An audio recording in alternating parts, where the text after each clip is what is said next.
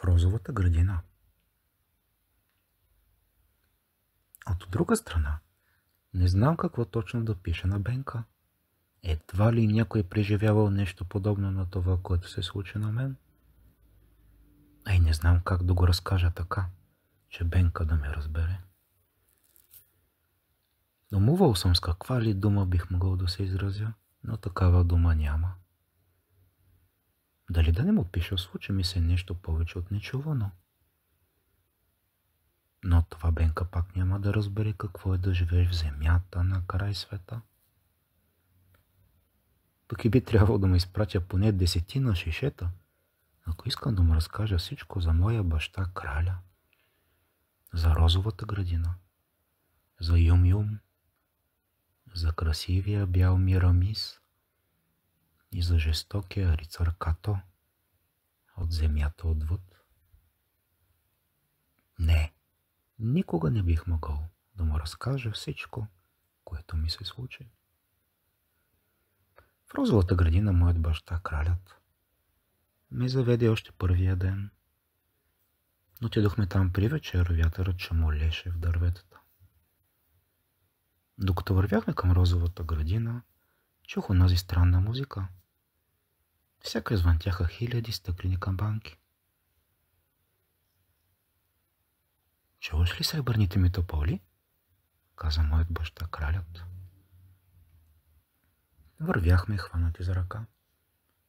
Леледва и чичо Сикстен никога не ме водиха така. Никой преди това не го бе правил. Розовата градина беше заобиколена от висок зид. Моят баща кралят отвори една малка порта и се озовахме вътре. Веднъж преди доста време бях заедно с Бенка на вилата на родителите му на остров Ваксхолм. Седяхме двамата на една скала и ловяхме риба по зале слънце. Случи се точно тогава, когато цъфтяха шипките.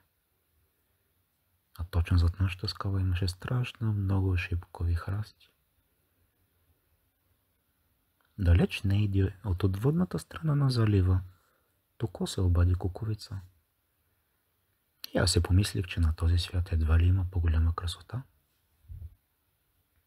Само че тогава още не бях виждал градината на моя баща краля. Не бях виждал неговите рози. Всичките тези рози, от красиви по-красиви, същински цветни водопади, нито пък неговите бели лилии, залюлявани от време на време от вятъра. Не бях виждал белите му птици, които прилитаха сред розите в градината. Не бях чувал нищо, което да може да се приличи на тяхната песен или на музиката от листата на сребърните поли. Едва ли някой някога е чувал или виждал такава красота, каквато чух и видях аз в розовата градина на моя баща краля. Моя баща краля ме погали по бузата и рече: „Мили мой Мио, харесва ли ти градината ми?“ Не можах да му отговоря, защото се чувствах някак странно. Уж ми беше тъжно, пък всъщност никак не ми беше тъжно, а напротив. Умувах какво да кажа на моя баща краля, да не би да помисли, че тъгувам. Но преди да отворя уста, той сам ме изпревари. „Радвам се, че ти е хубаво. Нека винаги бъде така, мили мой Мио.“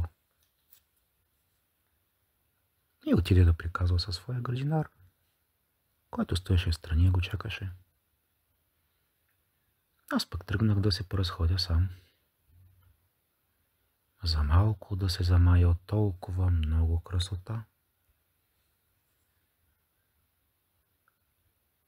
Искаше ми се Бенка да е с мен, защото ми липсваше другар на моите години, с когото да споделя всичките си радости.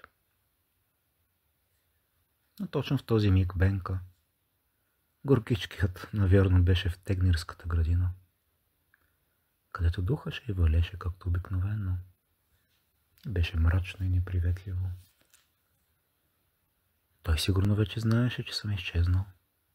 И се чудеше къде ли съм се дянал. И дали някога ще ме види отново. Така добре се разхождахме на времето двамата, че докато се разхождах в розовата градина на моя баща, краля, все за Бенка си мислех. От миналото останало зад гърба ми. Единствено той ми липсваше. Може би и Леля Лундин ми липсваше, която винаги се държеше тъй мило с мен. Но мислите ме отвеждаха най-вече при Бенка. Изведнъж нещо ме накара да вдигна глава. И кого да видя на пътечката пред мен? Да, за малко да го взема за самия Бенка. Ала не беше той. Там стоеше Юм-Юм. Тогава, разбира се, още не знах, че това е Юм-Юм. Пред мен стоеше момче с тъмна кистенява коса и кафяви очи. Досъщ като Бенка. Ти кой си? Попитах го.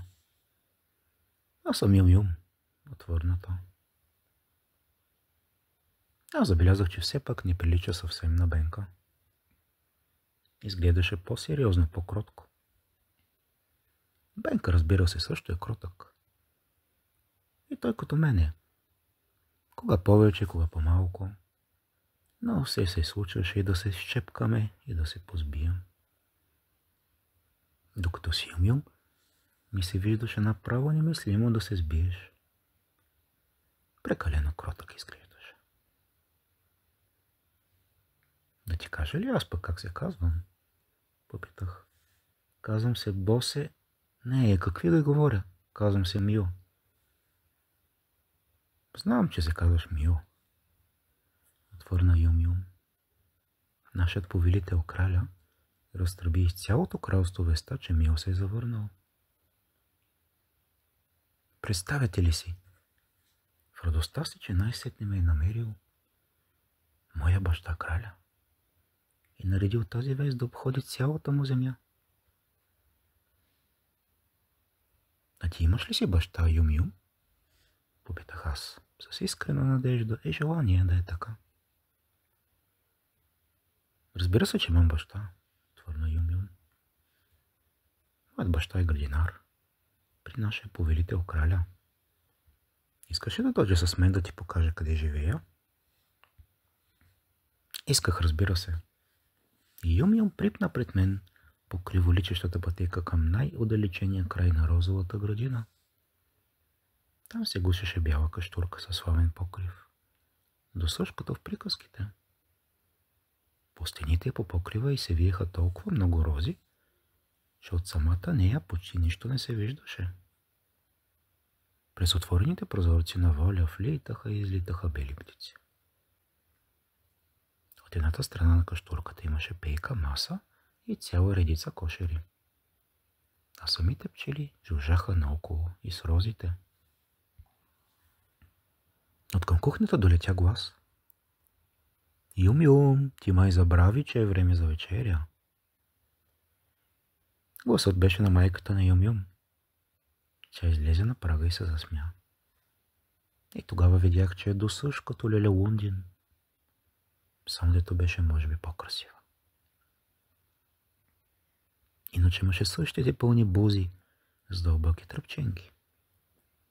И ме хвана за бърдичката също, както Леля Лундин на онзи път, когато каза: довиждане, довиждане, Бу Вилхелм Улсон. Затова пък майката на Юм-Юм каза сега: добре дошъл, Мио. Искаш ли да вечеря заедно с Юм-Юм?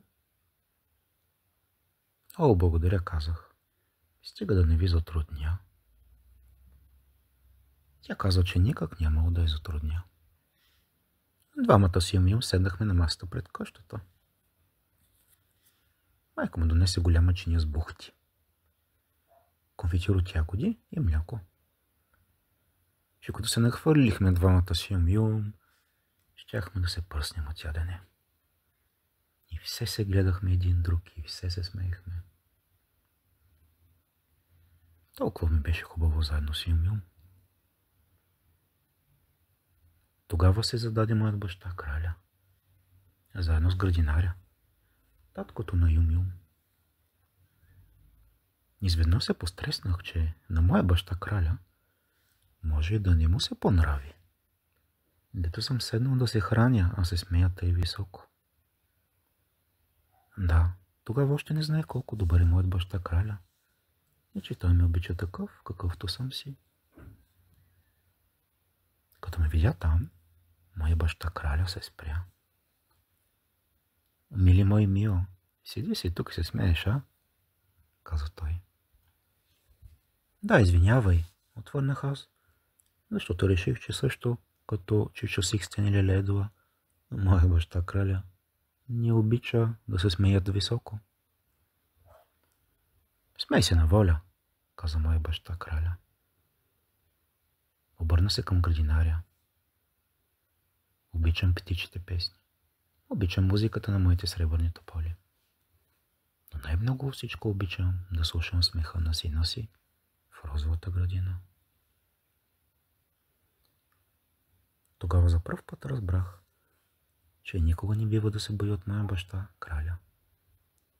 Че каквото и да направя, той винаги ще ме гледа с благите очи, с които ме гледаше в този миг.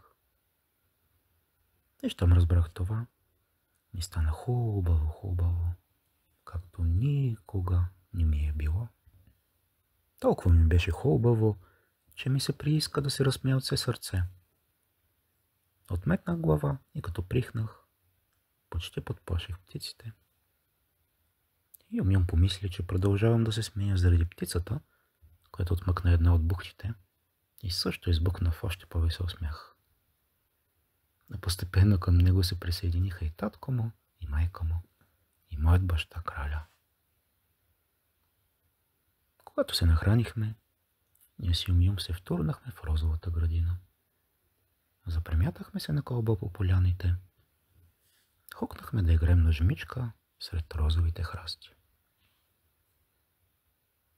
Толкова много тайни места имаше там, че в Тагнерската градина и околностите й можеха да се намерят дори 10 пъти по-малко скривалища. Двамата с Бенка пак щяхме да сме предоволни. Започна да се здрачава. Над цялата розова градина се спусна прозрачна синкава мъгла. Белите птици замлъкнаха и се сгушиха в гнездата си. Замлъкнаха и сребърните тополи.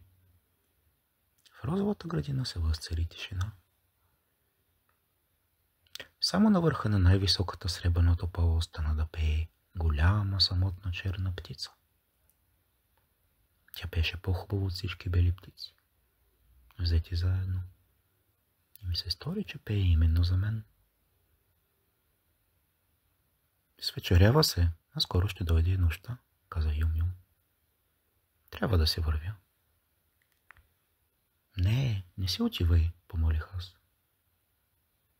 Не искам да остана сам с тази странна песен. Посочих черната птица и попитах. Юм-Юм, коя е тя?